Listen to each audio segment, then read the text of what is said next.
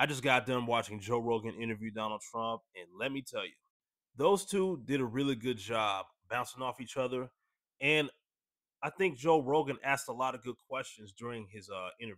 Now, when Joe was asking Trump about the debate, I'm glad he brought up the fact that Trump kept getting fact checked over and over and over again, and they did not fact check Kamala Harris one time. Now, the interview entirely is about just under 3 hours. If you got time to watch it, I highly recommend you do.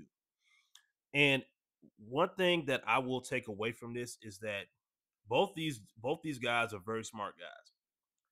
I do believe that Donald Trump handled himself very well in this interview because this was a very highly anticipated interview. And when I got done watching it, I took a look at the view count. It was over 10 million views, and it hasn't even been out a full 24 hours yet. That goes to show you how many people really wanted to see this interview. And I'm glad Joe Rogan also mentioned the fact that he did reach out to Kamala and her camp to try to get an interview done, but he hasn't gotten a response for them yet.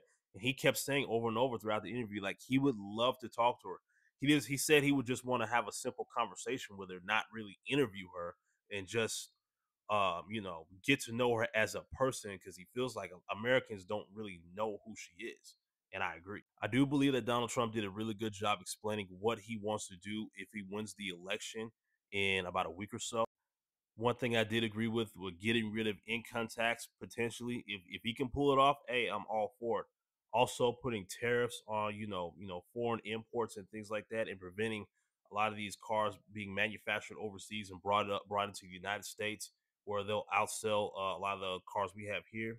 I did agree with that. And I'm glad he talked about how he would end the Russia Ukraine war because he knows Zelensky and he knows Putin very well, and he knows how to get those two together and have a simple conversation to just end all this nonsense. Because let's be real, if he were president right now, that would have never happened. I also took a look at the comment section underneath that whole interview, and a lot of people were like giving very positive feedback. You even had people from other countries like Nigeria, for example.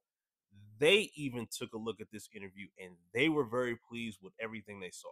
And honestly, if Kamala does decide to go on the Joe Rogan podcast, I will be watching that too.